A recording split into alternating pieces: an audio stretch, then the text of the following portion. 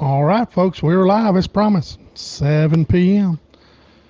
Shane Jones and there's John and Jessica Fulmer. They are up visiting John's sister. You will see their nieces playing in the background there. We're all getting ready for the expo, so they're in town. So we'll let a few folks make sure we're good and they can hear us. There's 3 people. Y'all let us know y'all can hear us well. These are our little sweet, beautiful nieces. Yeah, we got here and they had to get their fishing poles out to show us they had some. That's awesome. Y'all good. Wait. Appreciate holding. Say hello to everybody. That's John's nieces there. They're up staying. John and them staying with his sister since they're in town for the Crappie Expo right there. We went and got the booth set up, man. Hopefully, everybody's gonna stop by and see us tomorrow. I'm really wasn't sure where everybody's coming in at in the morning as far as the tickets, but we're right on the corner, guys, so y'all won't be able to miss us. So, Philip Donson, Holden Higgs, Wade Cole's tuned in, Ronnie McKenzie, there's Corey Newby. What day you coming up to the expo, Corey? I was wondering, you probably text me and I didn't know. So, Bill Lolly Jr., he's up here. Bill Lolly helped me out earlier. We were trying to find out what we missed Ryan Dooley when he weighed in, and yeah, I asked the question when he weighed in, and Bill commented and gave us an update. Good deal. Yeah, I was just looking at it, and we got some people turning in YouTube. Put you on one guide. I hear you. That's a cool name on a guide service. I appreciate you tuning in, Mr. Scott Seals, Keith Spencer from Northeast Mississippi, Greg Hammett's on here. He said he's going to see us tomorrow. Good deal, man. I hope to see all y'all tomorrow. I hope all y'all come out. Partner out there, Shane, Greg. That's right. That's the Greg you speak of. I got you. Yeah. Well, we crappie fish together too. But I seen somebody talking about mullet in Demopolis today on Facebook. That's a long one. Said anybody seen any schools of mullet? And I don't know. I was kind of caught off guard. I didn't look into it that much. But I'm like, what? Crazy. Who knows?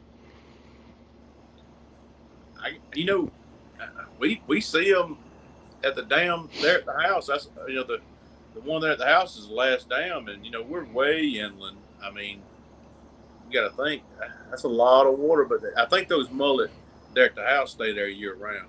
Yeah, probably so. There's a project at Miller's Ferry. They're talking about building a canal all the way around the Miller's Ferry Dam where they can start going back upstream, and some of those sturgeon and whatnot can go all the way back to Cahaba River like they used to. So, I seen the guy posted, one of the guys I used to work with in the 60s. He said, those up in the Cahaba River, up here by the house mullet would be up that far all the way to the bridge. It's crazy. There's a sturgeon sign at that ramp below, where we live. So that'll be spotted there. You know what I'm saying? Right. That's a cool fish, man. They look like a dinosaur to me. I've never seen one, alive. I've just seen videos and pictures of it. So, let's see, guys. Chad Gillen. Out to our CrappieKast friends. Ryan Dooley and Jessica and Kev. I think Ryan's sitting 22nd today, and they're sitting, I think 35th. So, yeah, they're all their friends. Yeah, they're from Alabama. They're getting to experience that national championship up there. I guarantee it is a handful. So. Absolutely. We were talking about this before we went live. And for somebody that's never, Ryan's fished some of the bigger tournaments and stuff. Somebody that's never been to a tournament where there's 100 boats in it, you just don't realize. I mean, just getting through live well check and getting getting back and getting your fish checked and getting in line. It's just overwhelming when going to that meeting and seeing that many anglers there. It's an overwhelming thing the first time you do it. And shout out to James Trott. We love Trott. Yeah, Trott's out there experiencing it too. Yeah, John and Jessica's having to use his phone tonight, guys. He might not be as loud as normal. He's got his equipment with him, but the way he's set up at his sister's house is it ain't good for set it up right there. So we're just actually just winging it, guys. We're concentrating on that expo. We're ready to go, man. We're fired. Old Nick Duchok's tuned in. We are. You was talking about tournaments, John. I fished. Go ahead, John. My sister's family out by getting inside, so we came outside, and you're around a big city, you got a lot of noise in the background, so we're trying to speak as loudly as we can to make it work. Yeah, Bill Clark said he can hear you fine. I appreciate it. Old Steve gone. Alves, old Mr. Limits tackle himself. I need some ideas on live well setup. What's the best setup? Tell him, hey, I guess he's redoing that Ranger, that 522, John. I guess he's going to have to put some bubblers, or what do you think he need to do?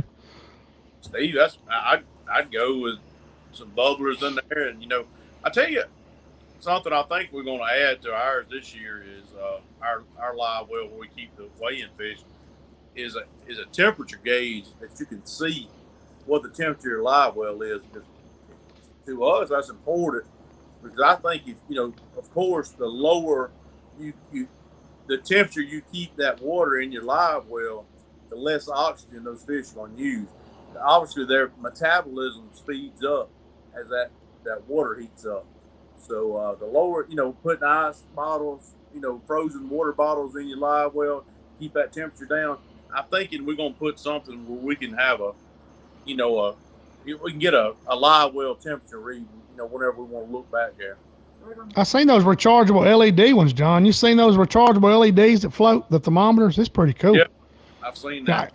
That's pretty cool. I always heard if you can keep the water in the 80s in the hot summer, you're doing something, Well, so we were running that cooler system, and we had one on the outside, and you could just visually look back there without opening it up. And I mean, every time you open that live well when it's hot, you're just letting that hot air back. Oh yeah. It's just like a hair dryer, so I understand. And Mr. Jim Nelson's tuned in. I appreciate you, Jim. You hope you make it to the expo, buddy. We're going to be sitting there. It opens at 10 o'clock in the morning from 10 to 6 tomorrow, 9 to 6 Saturday, and 10 to 6 Sunday. So we'll be sitting there grinding it out.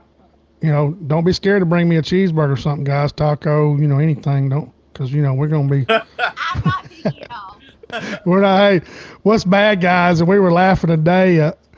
There's a real nice fellow we met. He's got a European, what is it called, John? I didn't look at the name. I was smelling the pecans and stuff. Yeah, all kind of roasted. Yeah, I think it's pecans, peanuts, and maybe cashews.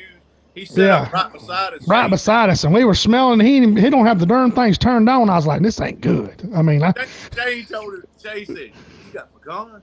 Oh no." Yeah, no, man. My fat content just went up. I was like, "You fixed? No, I'm gonna bring my fan tomorrow where I can blow that smell up the stairs away from me, because it's not gonna be good. I'll be like an old fat bear hanging out over there." But he's got some great smelling pecans and stuff. He's right next door to us. So, Mr. Tommy Keller's tuned in. Appreciate you tuning in. Let's see. Somebody said you got Cujo coming up behind you. Talking about that. Your sister's dog. Yeah, that husky.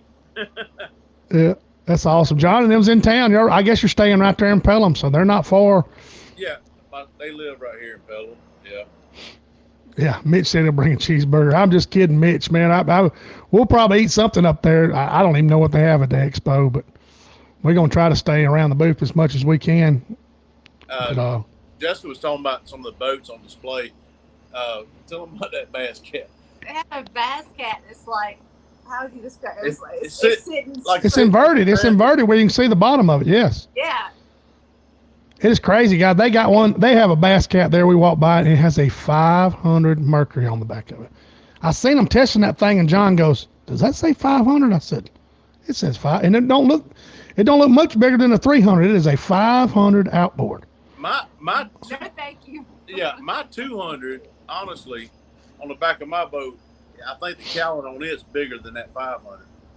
Yeah, it's I looked over there and I said, "This is fine." And I seen them testing that boat just last week. They were, running it and testing different props, and it was pretty cool to see. There's not really a use for it. I'm sure they'll use it offshore, but that's a cool boat. There's let me see who we seen. We seen Vexus. There's some Express boats, some Camus boats, Sea Arc. I seen a Nitro. Bunch of boats, man. There's vendors. I went in there earlier yesterday, guys, and then when I went there this evening, I told John, I said, "Hey, we're not going to be able to drive in now. They done packed it in there. There's a lot of good folks, a lot of nice folks. Everybody when the Mr. Crappie, man, they're super nice, man. I will say that. So hopefully we're going to have a good time. It looks like we're going to. It's setting up. What is Scott Seals asking here? Have y'all any others used an ultralight bait caster? I've seen Tony Shepard use them. I've got a BFS reel. It's over there somewhere, Scott. You can throw a 30-second jig with it, believe it or not. I've got one. I don't know if John's thrown one or not. I've got one on a reel right over there. I've seen how far they can cast. I'm just kind of scared about the further you get away casting, the more you lose touch with your bait.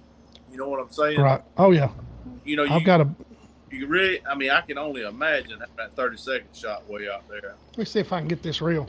I'm not going to grab it, but I'm not going to grab it. Yeah, I've thrown it, Scott. I haven't fished with enough to get proficient with it, but it will cast. But you got to, I'm so used to shooting, and John and Jessica's the same way, and shooting and barely flipping out there. You actually have to overhand cast it just like a bait caster. You're not going to be able to shoot it, and you can't really lob it.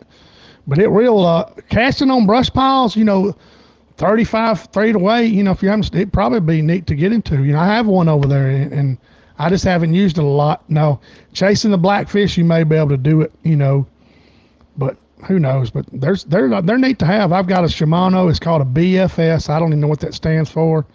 They're big in Japan for throwing these little spy baits and stuff. So people's adapted it to some crappie fishing. So let's see, Angel Mike Neese, appreciate it. He said, good show. Keep it up. I appreciate it, man. We got 52 people tuned in already. Wow. That's good, man. Shane, I've talked to a lot of people they're coming this week. Oh yeah, man. We're gonna have hey, I hope we clog that corner up. I'm not gonna lie, like people really don't recognize us, in the show that do these shows, but I'm hoping they'll know exactly who we are thanks to y'all by the time we get done with this show, because it's going to be interesting. You have to get some pecans because they're right there beside us. I mean, I almost bought some ice cream tonight to throw in the cooler tomorrow just because the pecans are right there. Oh my goodness! I wouldn't be worth nothing. I wouldn't. Sleep. I'm trying to talk. Hey, we want to remind everybody, if you're coming with a kid, come by and we'll let the child pick out a colored jig and we'll tie it for them.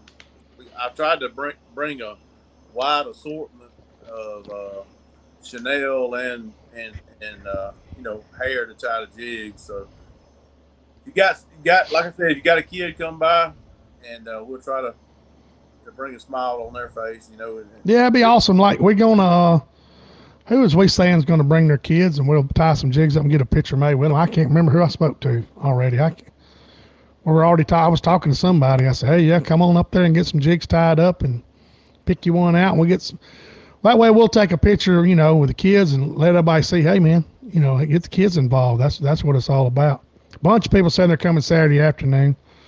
That's good. Jamie Hall, Sonny Mooney said he's coming Saturday. I think Saturday's going to be a big day. Tomorrow, who knows? A lot of people are working, and we'll see a handful of people probably, but Saturday it's going to be, after lunch, it's probably going to be crazy around there. It's packed out now, I'm telling y'all. Yeah, Corey was asking how many vendors. I think there's over 100, Corey, if I ain't mistaken, if I've counted them on that sheet. It's packed out. I'll tell you guys where it is. It's when you should go to the deer show, when you go down the stairs in that north hall, that's where we are. So. And there's 2 CrappieKast vendors. Not anymore. Well, hey, we got there today, guys. I'll tell you a funny story. I registered for this expo earlier. I was all fired up and didn't realize it. And then I registered again and, sent the money off and everything. And when he printed the schedule out, we were booth number 7 and booth number 16. I was like, oh, Lord, I done messed up. So I called Wally. I said, hey, Mr. Wally. He goes, what? I said, you got me down there twice and I didn't realize it. I did. He goes, we'll fix that, son. I said, yes, sir. That's fine. He said, no problem. So we get there today and Jessica sits down in her booth. She said, hey, Shane, come here. I said, what? She goes, look over there. And I looked over there. I said, dang, I see CrappieKast on another booth. I was like, oh, man, we got 2 booths. And I started to walk over there too. And finally some nice gentlemen come up from another. They were like, no, that's our booth. I was like, thank God they got our name on the top of it. I thought he never did clear it. So. Yeah. Yeah, that's a Kari said he's gonna hit the boat show he's gonna hit the boat show coming from Rome up there, and then come down here and said his wife done ordered him no new boat. Hey, just come with your trailer hitch, buddy. Don't Hey, what if you're in the happened? market, if you're in the market for a boat, this probably is not a place you need to be coming because they got some up there, man. Some, like I said, they got the Camison. Nick's asking about the parking. I'm not sure, Nick, since they have that new football stadium there, the parking's gotten a lot better because there's a lot of parking around there. I didn't park in we got to park out there by the dock actually, because since we're doing the expo, so I really didn't drive around, Nick, to be honest with you, to see about the parking. But I've heard it's gotten a lot better because of the football stadium there. Stadium's nice, man. And the good thing about it, you can legitimately leave there and walk to Southern Kitchen and all that right there. You know, a mug shots. It's not even 3 blocks from the expo there. So the North Hall, guys, is right there by the parallel of the interstate. It's right there. So the North Exhibition Hall. So it's right there in the lower section where the Deer Expo used to be. You come down the stairs, and y'all remember where it is if you've been to the Deer Expo. So Scott Seal says he's coming Saturday. Appreciate it, man. Let's see. Make sure I hadn't missed nobody. We got this crowd on here. David Moyer, he's tuned in Northport. Appreciate it, buddy. If I get a little on the fishing side, I went this week, during the week, early part of the week, and Shane and I talked about it on the in-depth thing we did earlier, but started to see a lot more than black crappie starting to bite. So I feel like the transition into fall is starting to happen. It's that's how you can tell we got white crappie and black crappie. I've been just catching a lot of white crappie. Went out there early this week and the black crappie is starting to bite. So I feel like it's here in the next 3 weeks it's going to get better and better. Yeah, it's coming on. I went to Miller's Ferry myself and found a lot of fish Saturday. Was fired up, called John, and then Sunday they pulled the Houdini on me. They disappeared. But John did remind me of a technique, and I'll share it with you guys.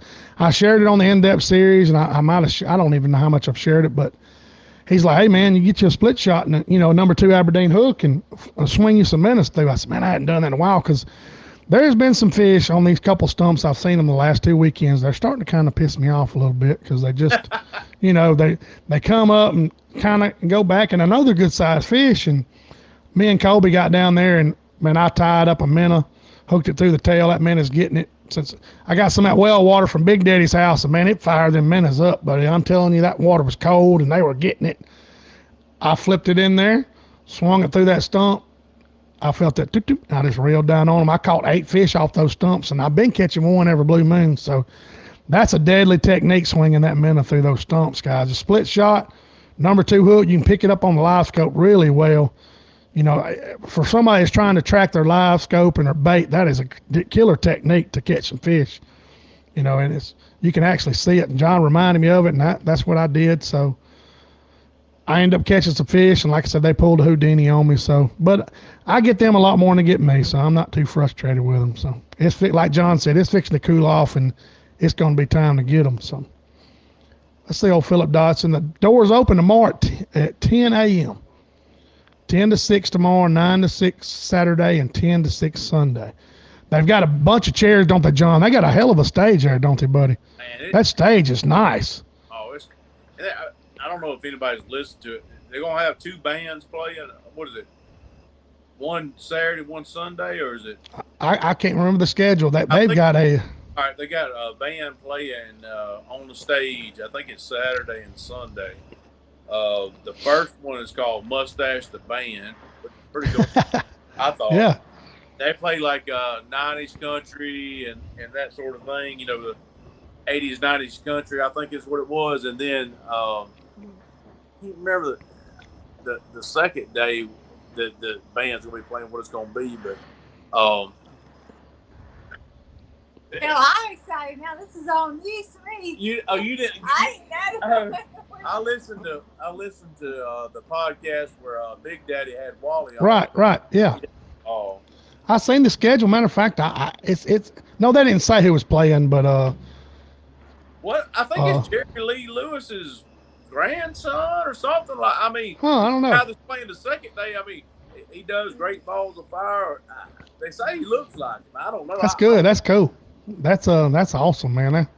Like I said, I walked by the sound system guys and I was like, man, this is a setup. This is not some little. And they've got probably how many chairs you think sitting out there? Shoot, 200 chairs. There's a bunch of chairs right there in front of that stage. That's 250, 300. Yeah,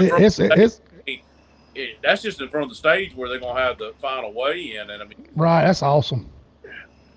It's kind of it take like we'd never been to one of these before, and we walked in, I was like, wow, I mean it's a lot to it, and you think just for a little old crappie fish, Yeah, that's what I hope Alabama makes me proud, and I hope a lot of y'all show up and do good because they didn't get as many as boats expected. Obviously they had 43 boats. They won 100, but hopefully we can make it up on the back end. Everybody coming there.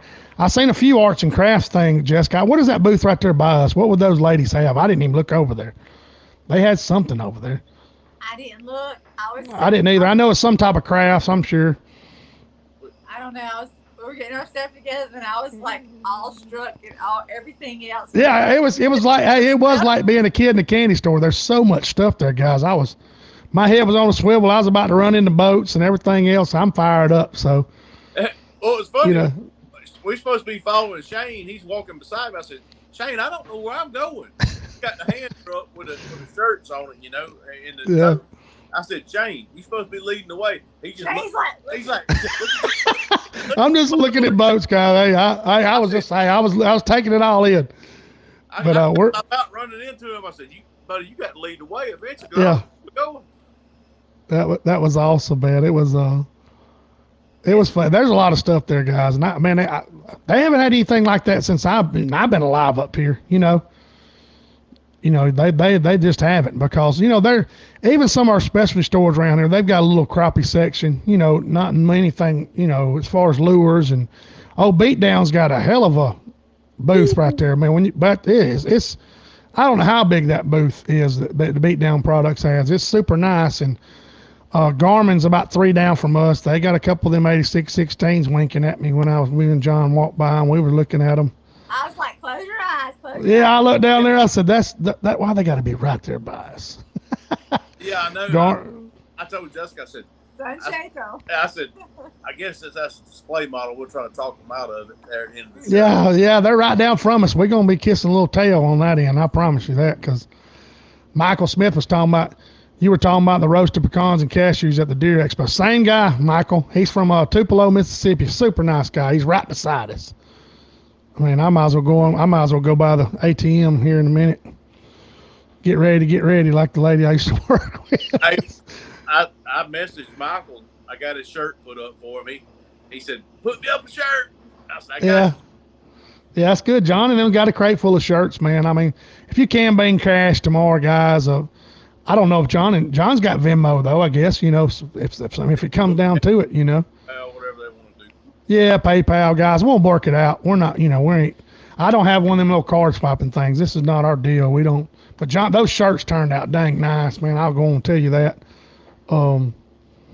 I'm sure they won't last long, but hopefully there'll be enough out there to get around. But Humminbird, I don't think Humminbird's got a booth there, do they? Did you see a Humminbird? You did? It's kind of like right across from us to the left. Yeah, Bill Lawley was asking. Maybe there is, buddy. I didn't get to see it all, man. So I think they have an instructive Humminbird. They have like a trailer behind there. Yeah. Okay, maybe so. So this is all new, guys. So don't What's that? I said, you got to be more attentive. The boats got me. The shiny things just got me. I mean, the shiny things got me. I mean, that 500 threw me off. As soon as I said, is that a 500? I mean, I see all these TikToks, 300 out. Boy, this is a 500. 1, 2, 3, 4, 5. Like, hey, have you seen the guy's video? He's like, I got the 300. Yeah. If you've ever heard one crank, that's what they sound like. They do. They do. Big Daddy reminded me, I do have some huggers from Big Getting Outdoors. I got to remember to grab him tomorrow. He gave me a box full of huggers, guys. We don't have any for our show, but Big Daddy gave me a box full. And, hey, snatch them off the table, man. They'll be right there.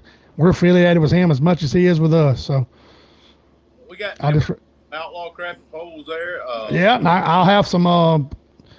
We'll have some Lost Creek custom rods there. I think he's got 4 or 5 coming. I've got one that I use. John's got one of the rods. Good thing about it, guys, the older rods that we have, I've got one that's 2 years old, and I don't know how old that outlaw rod is. Several months. It lets you see how the wear and tear on the rod. Lets you know they're built quality rods, the outlaw and the Lost Creek custom. It lets you know. I mean, they've been used, guys. I mean, anything in my boat and John's, it's been used. So. Well, let me tell you how to tell if a fisherman's been using, the rods they got on the boat. If you look at, if they got a cork handle on them, that black from that slime, that fish slime, that pole has caught a lot of fish. Yeah, they got that crappie patina for sure. Mine do. They're black. That's what that is. That crappie patina. Just the center's covered in black.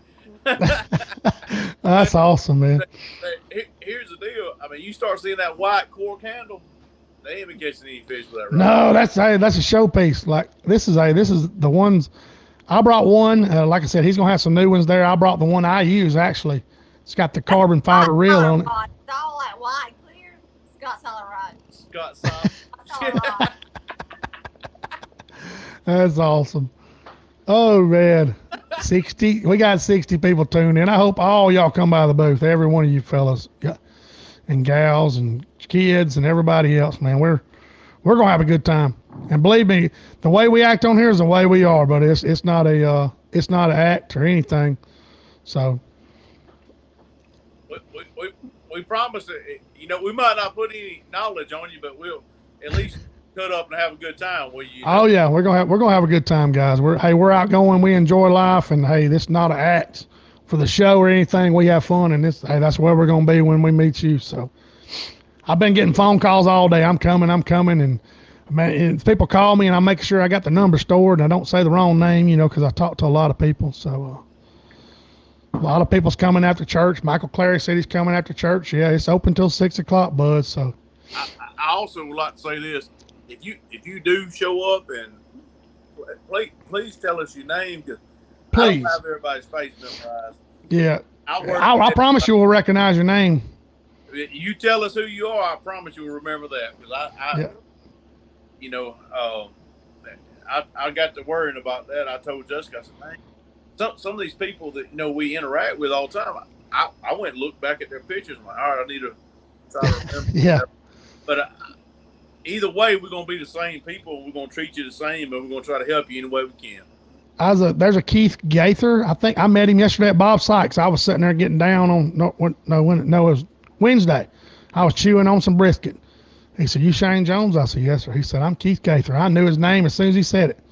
He said, "I watched the show." I said, "Man, I appreciate it." And he's probably on here tonight watching, but old Kevin Sims is on here. Appreciate it, Kev. He's getting ready to get his son's rodeoing in Missouri. I don't know if he's left yet. I don't know if he's left tonight or at least tomorrow or what. So I got something for you, Shane. What's that? We're gonna talk about this. Yeah. All right, the 3 of us pick our top 3. Oh yeah, here we go. That's right. We was talking about this. There's Jessica Hicks. She's tuned in. Hey, girl, congratulations. Hey, I know y'all on the grind. Jess. Let's pick our top 3 for the Crappie Expo tournament here at Logan Martin. Tournament.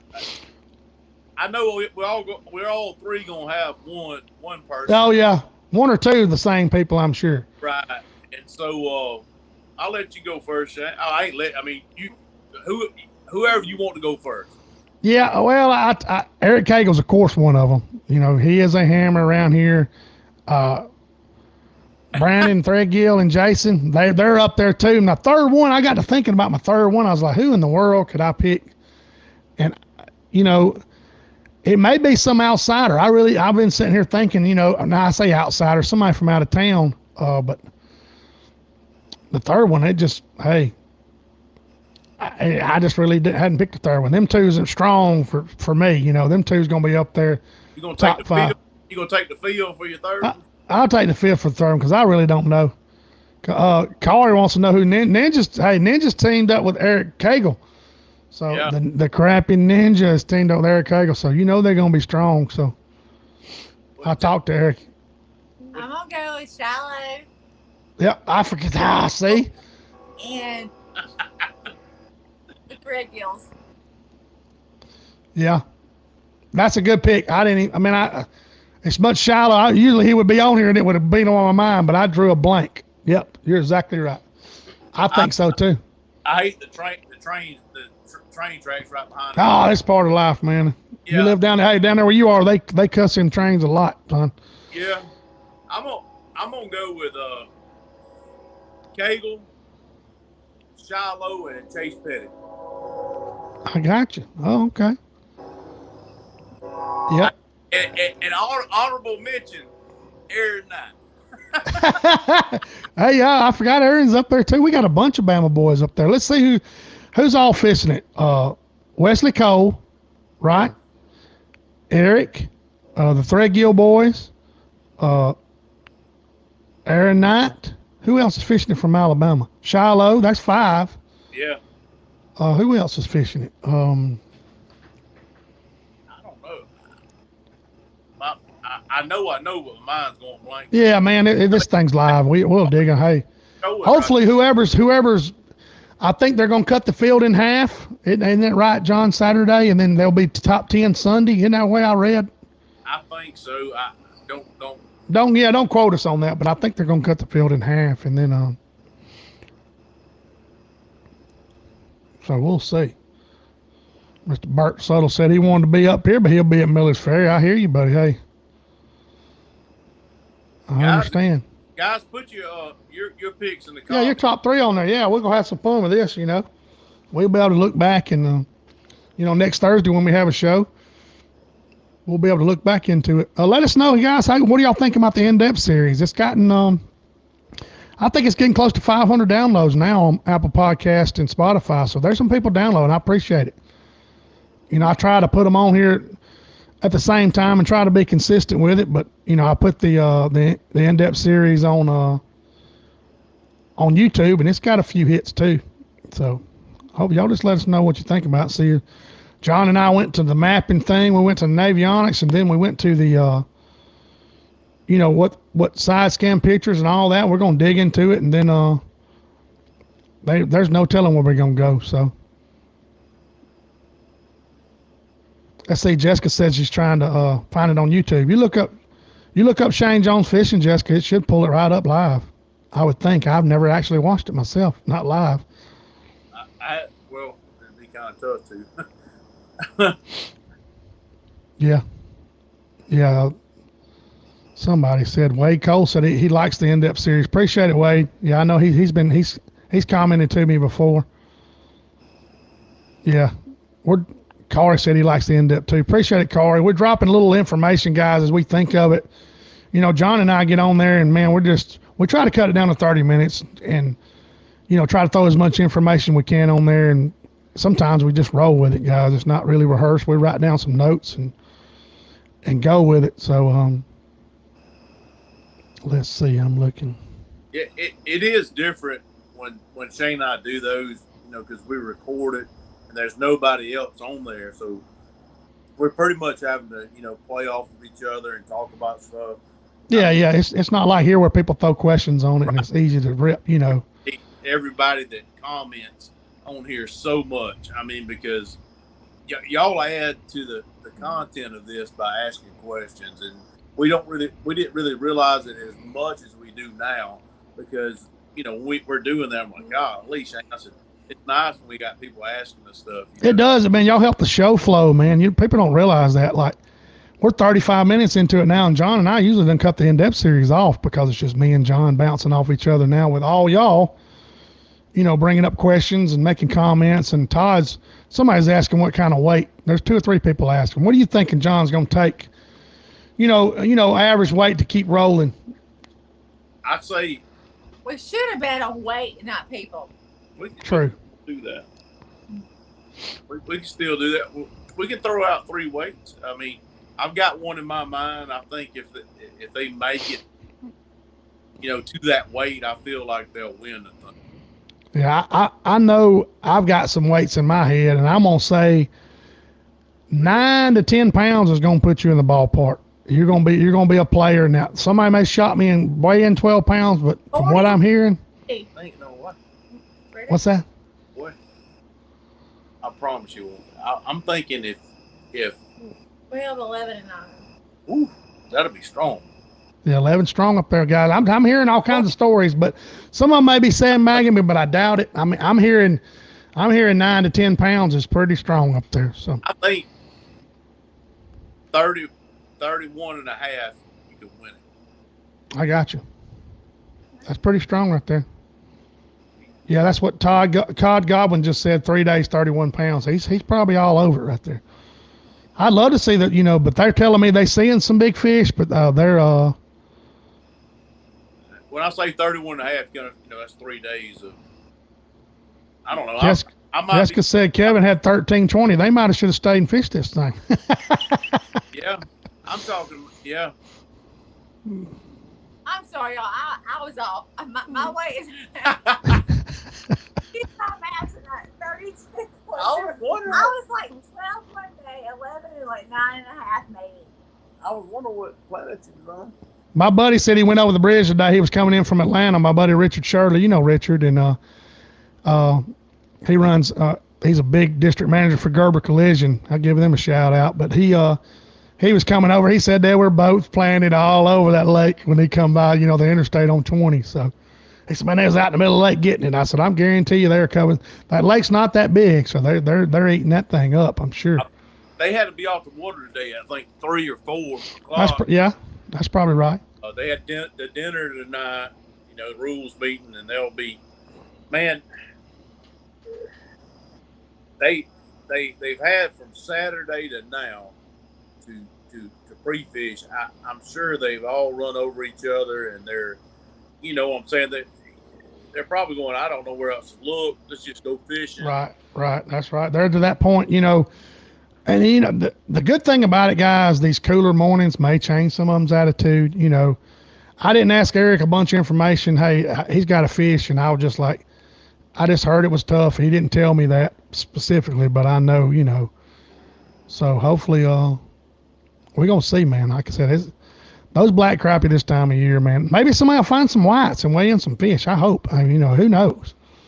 I like being wrong, especially when it comes to weights that go increase like that. So. I just hope. My biggest thing is I just hope everybody's safe. Yeah, exactly. There's a lot of boats, man, and hope everybody's safe, and that's what I'll pray tonight myself. Everybody's safe and everybody's equipment stays together. And I see people from the national championship. One poor guy I read this morning, John, he lost his 36-volt battery or something. He went to do something and shorted out all kinds of stuff, And then I see where Zeke Anderson posted. He killed all his minnows first thing this morning, and I was like, man. Stuff happens, and tournament day is the wrong time to happen, but that's the nature of the beast, man. What's tough is just thinking about all the work that people go into, and then something happened that day. And, oh yeah, man, it sucks, man. Heartbreaking, and people that have never done it, they're like, "Oh, so and so didn't want this, so and so didn't do this." People don't understand the circumstances that went into that way. Like, you can practice great and have everything going for you, and then, Tournament day. Yeah. You're exactly right, but don't let silly maintenance stuff like, a prop coming loose and coming off and stuff like that. Hey, don't let stuff like that bite you in the tail. The little plastic props on these trolling motors we're running, the power brakes and stuff, and keep you some extra props, and we try to have backups to the stuff we got on our boat. That's right. Don't let that ruin your day. Stuff's gonna happen. Today crap happens. Yeah, it does. Exactly right. Hey, I'll tell y'all a tip if anybody wants to think about it. On an old Trex, you got a pin that comes across where it's the latch pin. So when that old Trex sits down, in the bracket, there's a latch pin that comes across. It's got 2 ears on each side of it. Well, you can fish with one of those ears broken off. That other ear can still be hooked. Well, a great example of this. Shane and I and Jessica and I were fishing with Shane, in the same area, and we broke one of the ears off of the locking pin. Mm-hmm. Well, if we broke the other one, all the trolling motor's going to do is just rear up. It's not down at that point, and it's a $13 part. Get 2 of them and put them on your boat. If you break one off, it takes you all of about 20 seconds to change it out. All you do is just take a screwdriver and you just tap it out on one side, you drive it out, and you put the other one in there. There you go. That's a great tip, guys, if you run oil tricks. I'll tell you what my dumb butt done. I pulled my cable the other day and done something, and it slipped out of my hand. My cable fell in the trough, and the trolling motor latched down on top of my cable, my pull cable. And I was like, I haven't ran into this Garmin. So I get me a screwdriver and that pin you're talking about, I push it and get it up. I didn't know. I was kind of like, but yeah, those spare pins, like you can actually get online, guys, and all these parts, the nose piece, they actually break it down. They got a schematic of the whole trolling motor. You can get different parts and pieces for those things. That's a great tip, John. Don't let that little part, ruin your. One step further, and we might be being too much about this, but we got a control board and a steering sensor board that we keep extra. That might be the extreme, but if it goes out, while you're practicing, who knows if you can get one where you're at? You know what I'm saying? Right. That's right. And the most common thing to go out on the oil tricks is a steering control board. So that and it's expensive. It's an expensive part. But oh yeah, exactly. Let's see what Crappie Wayne. He said, I'm late, but I've got a question. My side imaging on my Garmin quit. Do you think it's the chart plotter or the transducer? First thing he needs to check, what I do all the time, is turn the transducer off. Yeah. I turn the I don't even I turn my Humminbird on, and you have to let it go through the steps. If you don't, it'll go into simulation mode if you push exit too fast or anything. And I didn't realize I was doing it. And John was like, hey, you dummy, you cutting the transducer off and all that stuff. Make sure the transducer's not cut off. Wouldn't you say that, John? Absolutely, on a Garmin, because it's real easy to do. You hit sonar, transmit, or whatever it is, it's really easy to cut that off. Make sure that's the first thing. I told Shane, I said, I can see him right now. He's just like punching. Go. Yeah, I turned it on. You got to let it go through. Then it says push menu, and you can't be in a hurry. So, but Crappie Wayne, hey buddy, I would check, make sure you didn't turn your transducer off. I'm not saying the transducer didn't go bad, but if it's getting power to it, make sure it's turned on. So, let's see. They're saying. Jessica Hicks just said. Yeah, what's she saying? They broke the pull coil in the Garmin trolling motor yesterday pre-fishing. Kevin went flying and landed on the Millennium seat. Oh man. Yeah, that's awful. I have a breakdown, correct? No breakdown. Yeah. Breakdown. Oh, goodness. It would have been a funny video to get that. It would have been like Joe Allen, when Joe Allen went out the chair when the screws let loose on the boat. Oh, yeah. Oh, Lord. Hey, Crappie Wayne's saying his down imaging works, but he still could turn that off, though. That side imaging could be turned off, right? Absolutely. Because I've turned mine off all the time on my Humminbird, Crappie Wayne, so. I'll tell y'all the truth, though. We will help you in any way we can, but Garmin support is amazing. Yeah, Crappie Wayne, let me tell you, I had a story. I called with my Garmin, and it was cutting. It was the power button when I first got it. And I was like, man, the power button was giving me trouble. And I called Garmin, and this little nerd guy, I'll be honest with you, little nerd guy got on there, and I was like, what's he know about my Garmin force trolling motor? And he goes, trolling motor on, He turns his trolling motor on sitting in an office somewhere. I hear it beep. I was like, this guy's got a trolling motor in his office? He said, man, it sounds like your power board's going bad. Send me your address and I'll send you a new one. And man, bam, bam, bam. While we're at it, let's update it. And it was crazy, Crappie Wayne. You call them, they'll walk you through anything, man. That's exactly. You got to call them during the week. Call them in the morning, man. But for real, I was kind of shocked. I thought a little nerdy guy, I said, oh, Lord, because you deal with all these people, all the time, telemarketers and stuff, and the kid, He's from Oregon. I don't know where he's from. And I was like, but he was helping me out. What's How you that? got dirty? Just the way he talked. I just knew it, you know. But hey, be honest with you, what this guy, I don't know his name, but that guy, he emailed me some steps where I didn't have to go through anything, where I could do it faster, update stuff. I mean, I got the email right now. He emailed all kinds of stuff, and I was like, man, that's awesome. So I've been on the phone with Garmin a lot, and the people that they hire to do that actually own, a lot of them own it, and the products, and they fish. Yeah, they do fish. This guy just said it was just a Yankee, and like I said, you know, and I was just like, you know, he was way up there, you know.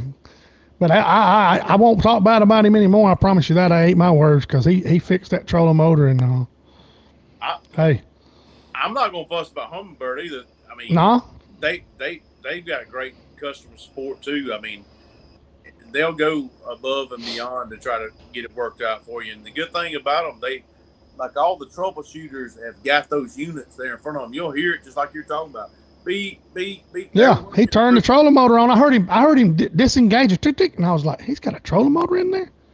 I mean, and he did, you know. So I was like, well, that answers my question. But yeah, just got to call them during the week, because they're closed on the weekends, guys. So, you know, always remember that when that thing goes out Saturday, you're gonna be like, uh-oh. So it's not a bad idea to go out there and check all your stuff before you go, you know. The one thing that I didn't see today that for a setup was, I was hoping Minn Kota was going to be there with that Quest trolling motor. Have you seen that? What is that new Garmin, that Kraken? They talking about that thing. I didn't see the Minn Kota. We didn't go by. We didn't go all. There may be a booth there. Heck, I don't know. The Minn Kota, you know, the one that's supposed to be the new Ultrex is that Quest. And that's what I want to. I want to put my foot on that pedal and just see, you know. Yeah, that's the new the brushless motor. That's the Quest. That's right. The Ultrex Quest. That's right. They're you know, Hummingbird's slow about getting stuff out like that in Minn Kota. I don't know why, but they are. You think they're in the same booth? Is that what you're saying? No, so we didn't go into that. Oh, okay. We don't know what was down there. I can see Jessica leaving the booth and just easing around, looking. Me and Shane about, where'd she go? She'll probably come back with a bag full of crap. You know? My buddy Tommy's going to be there. They're driving up from Florida right now. Tommy's going to be there with us. He'll tell us where everything is tomorrow. He'll be done. Ain't no telling. Yeah, that's right. Yeah, we're going to check all of it out, guys. Hey, old Jamin Gate, he's on here. One of my co-workers is on here. I appreciate you tuning in, Jamin. Oh, let's see. Jensen. Oh man. I don't know where is Garmin's headquarters. I think it was Oregon somewhere. It was way up there from where I talked to that guy. So I don't know. I know they've got pretty flexible hours. You just got to go call them during the week, you know. During the week, guys, man. Like I said, the guy helped me. The guy helped me set up my active captain. He helped me register my new 1222. I mean, I can't say anything bad about him. I mean, he was awesome. So I will say that about Garmin. They're there, and I don't know the guy, the Garmin booth right down from us. I don't know if he's from around here. He's from the display. I mean, he's got Garmin's lined up across there, buddy. From 16 to 5. Sure does. So hey, that'll be the guy to ask some questions to. I'll probably be down there in his ear a little bit. Oh yeah. That display model back to the house. Bill Lolly's asking what is active captain. Explain to him what that is, John. A lot of people don't know. I take a lot of stuff for granted, you know. So you got certain units that have the active captain ability. What that is, you're linking it to another product, whether it be your cell phone or it be your computer or something that can Bluetooth remote to. All right, so your Garmin unit will build its own wireless network, and you're logging into it every time, and you can talk to it. So what you can do is you can go into Active Captain.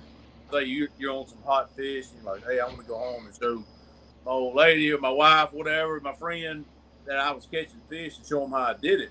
So you can hit record in Active Captain, and you can record what your screen is seeing to your phone or to your iPad or wherever you got.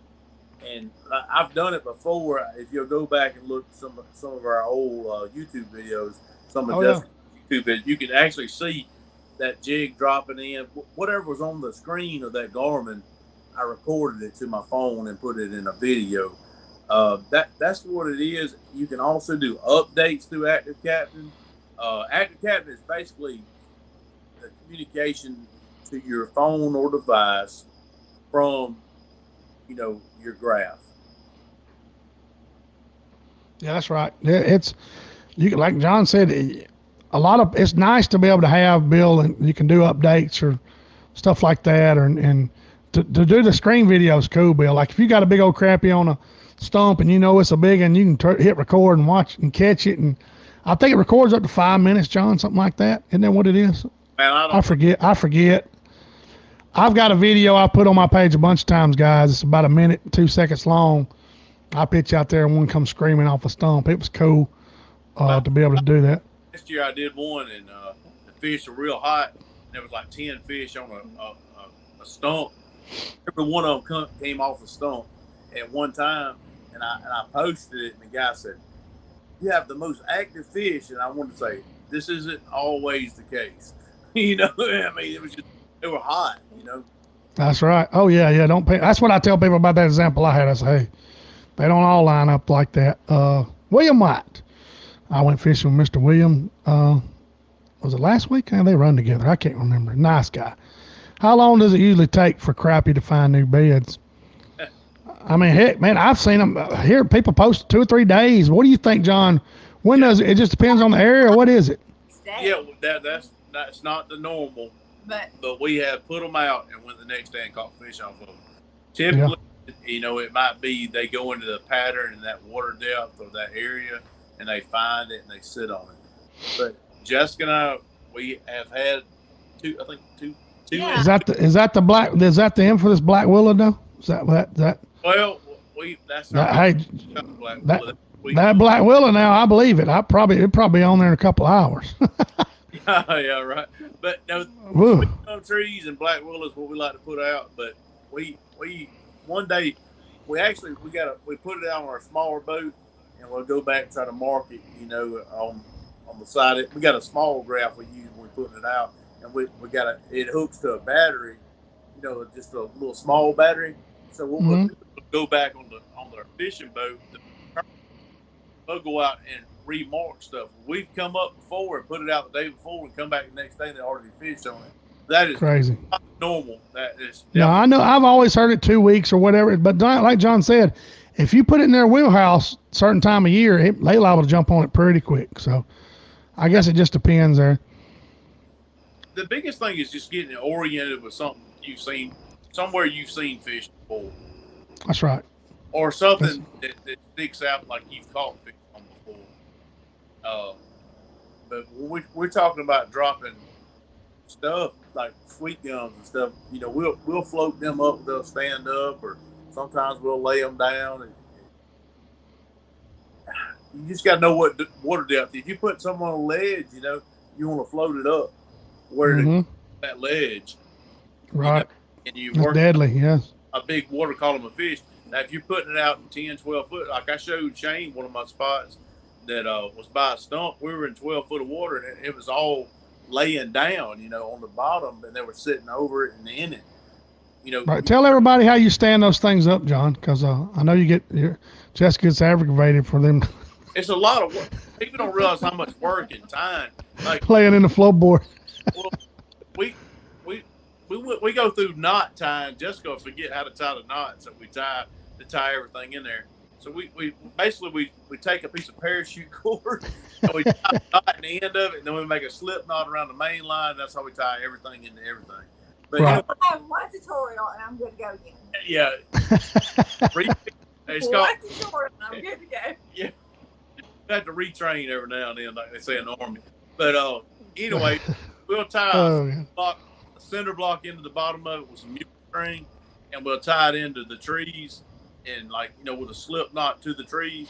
Then we'll start saving Gatorade bottles, and there you go, the Gatorade bottle. Here it comes. Bigger ones are the best. and we'll tie those in the trees, and it'll make. Talking about the quart one, like the 32-ounce ones. Is that what you're saying?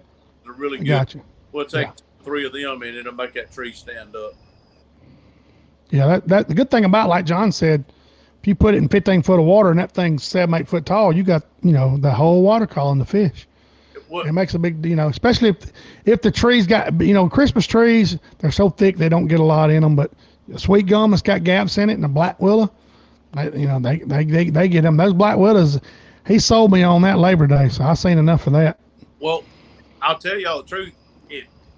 When you get good at it, and you can take your live sonar, your 4-face sonar, and you can get on a ledge. If you can drop that block on the side of that ledge, like in 22 foot of water, and stand the tree up where it comes all the way up that ledge. That's the money right there. Yeah, I've seen a few of those. But I have one tip: never ever go along putting out. Seriously, very dangerous. It is very dangerous. The thing that, like Jessica's saying, that cord could get wrapped around your ankle, and you could throw your own self in, drag you down. I mean, you don't want to be playing with that. Those little PVC things I put out got a block on, little brick on them. Yeah, but a brush pile like John's talking about, something significant with a big block on it, man, you don't want to be playing with that stuff. Yeah, but don't do it alone. You can get hit yourself in the head, fall in the water. Just don't do it alone ever. Yeah, you don't ever know, man. There's been some crazy things happen. You're right. I mean, So you hear about the mafia sending people down with cinder blocks. You could do it to yourself if you got caught up in the thing when you're throwing it overboard. Exactly right. I mean, that is no kidding aside, guys. Like I said, always have a buddy of yours, and always helps, to help get the brush on the boat and, and help put it out. And, I hear all this stuff where, it's polluting the lake and all this stuff. And man, I actually cut some limbs off a tree that was in the river. The tree was already in the water. I cut some limbs and sank, and I had sawdust on my deck about that deep. And a game warden looked at me and he said, "You been sinking some brush?" I said, "Yes, sir. I cut some limbs off a tree that was already in the water." He said, "Well, that's good." And he said, he sent me on by. He was checking some duck hunters behind me. He didn't say a word. I'm not littering. I'm just trying to make the fishing better. And I'm not going to go down whacking trees off the bank, and dropping them in the rivers. I don't say do that, but I have cut some limbs off some down trees, Hey, for sure. I told you a little secret I'm going to try with those totes. We're going to see. Oh, yeah. That would be cool. That'll be the prototype. We're going to try one. We'll do a video on it when we do it. Yeah, John's got some totes that they have the T-shirts in, and he's been brainstorming about putting those out. So who knows, man. 61 people, man. I appreciate all y'all. I hope I didn't miss any questions, guys. Basically, we just running with it. We're all fired up about probably won't sleep too much tonight. We're fired up about the Crappie Expo tomorrow. So it starts tomorrow at 10 a.m. If you want us to go live, Shane's got the capabilities to go live, on Facebook. Oh, yeah. We'll try to walk around and show y'all some stuff from the expo. For the people that make it, we'd love to, show you some of the aspects of it. So if it ever was to come around that you could see it. Yeah, exactly. We're going to go live. Like I said, I'll have my iPad, my phone with me, and hopefully there's about 30 people around our booth, and I'll go live right over the top of them. We'll treat it like a concert. But no, I walk around if I see something interesting, guys, and hey, there may be somebody from another booth come sit in with us, and hey, tell us about their stuff. I mean, like I said, I'm a cheerleader for everybody. If somebody makes a great product, I want it to be out there. Mr. Ruben Flores is tuned in. Looky there. Appreciate you tuning in, Ruben. He's got a bunch of people fishing with his jigs up there in Oklahoma right now, for sure. Let's see. There you go. Bo Donaldson wants to know, are you guys going to be at the Midwest Old Hickory Expo? When is that, John? I know, isn't that the tournament? It's actually it's mid-October. No, it's the end of October. Yeah. I haven't made plans to be there, Bo, to be honest with you. I haven't. It's going to be exciting. Oh yeah, that thing's going to grow too, and a lot of people talk about it. It's going to be awesome. 26th to the 28th, Bo Donaldson said. That's when it is. Okay. I've never fished a tournament before without Jessica. But You're going to have Tim with you. Pentecost and we fished. I fished. A big fish tournament one time with Scott, but right. A bigger tournament. This will be the first one to ever fish. I'm gonna be there cheering. Oh yeah, yeah, that's awesome. That's awesome, guys. Man, we don't ran. Man, this hour flies by. I say that every show, but come on, man, jeez.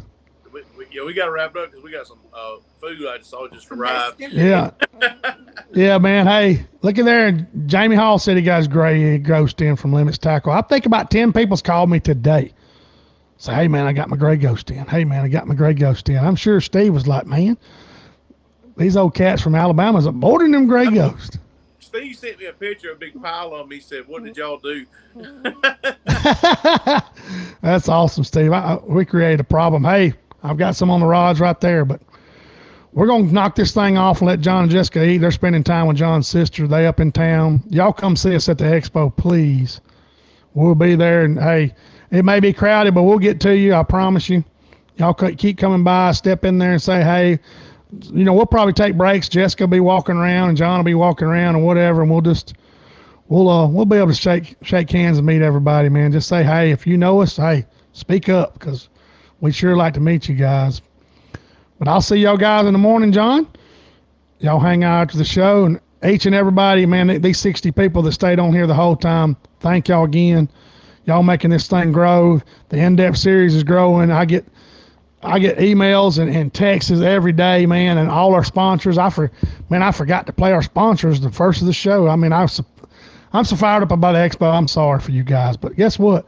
There's a big old 4x8 banner behind my mug, and John and Jessica right behind us.